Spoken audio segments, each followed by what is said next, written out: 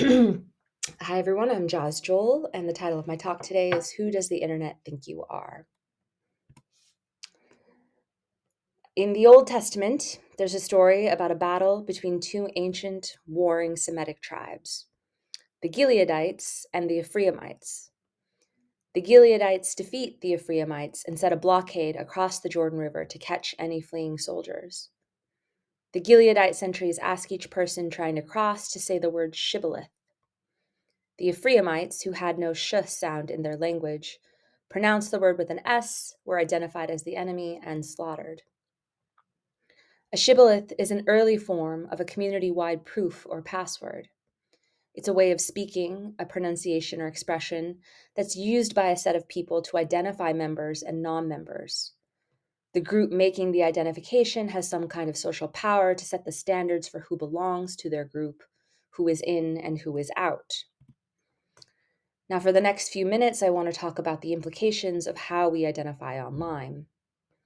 In the current age of the internet, identification comes in many forms, from passwords to automated Turing tests to biometric scans. What does it mean as we move away from establishing belonging based on knowledge or proof towards authentication based on attributes of identity collected about us, hair color, fingerprints, vaccination codes, etc.? The internet itself was not built with identity in mind, and that has consequences for how we try to layer it in now. Now, in the 1980s, if you had internet access, it was likely through a university. You'd provide a government ID when enrolling and would be assigned a unique university identifier. A systems admin would then create an account for you, issuing you a username and password. In the 1990s, new actors entered the space who offered services directly to users, but at a cost. Unlike the government and universities, the previous arbiters of belonging, these new actors, think AOL for example, operated with an entirely different incentive structure with no particular interest in regulating the proliferation of identities. Today, our online identities fall into the bucket of either profiles or actions, largely based on attributes of our identities. Attributes are pieces of information that describe something about a person or organization. Examples include fingerprints, hair color, age, bus pass, bank account, vaccination code.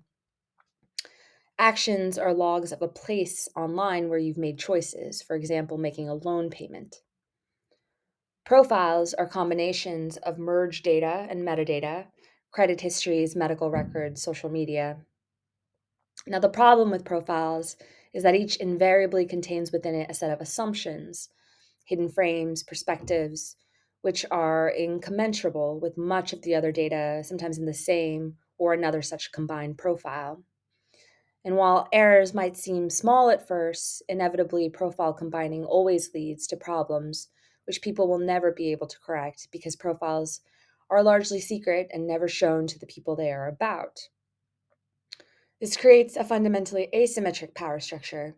I can be penalized for attributes of my identity which have been collated, and without my knowledge, I have no way to verify, change, or control. Today, there are many instances where identity verification is conducted via attributes when knowledge or proof would suffice. For example, instances where asking if you are over or under 18 would be sufficient, but instead biometric scans are utilized.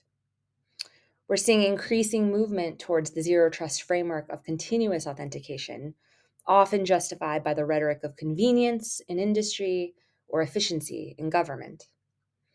So your faces are monitored every so often by the built-in camera on your television screen, and your fingerprints are routinely scanned by your phone to ensure that it is still you in the room. Now, these systems verify your identity based on visual traits, like how long your nose is and the distance between your pupils.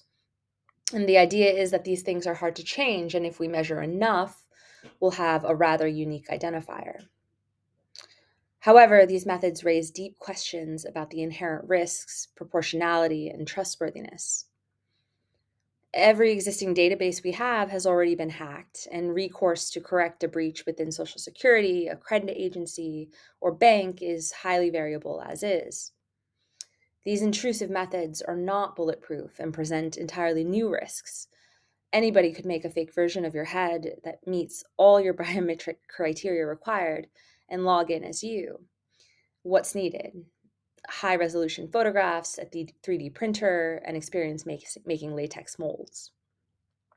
That makes biometric scanning in some ways a fairly brittle identification tool. You can change a password, however, you cannot change your biometrics. In an eventual data leak, you're compromised for life. Now, there have been numerous real-world rollouts across the globe of continuous and biometric systems. The pro-consumer group Comparitech has a tracker detailing some of the more problematic rollouts that have occurred. Recently, the Brookings Institute documented how, when the Taliban takeover of Afghanistan occurred late last year, they inherited a powerful biometrics identification system built by the US military. The handheld intra-agency identity detection equipment system was designed as a way for US forces to be able to easily identify individuals in the field. Now, in the hands of the Taliban, these systems reveal the identities of individuals who worked with American forces, exposing them to reprisal. So, this biometric identification system is now a mechanism for revenge, punishment, and exclusion.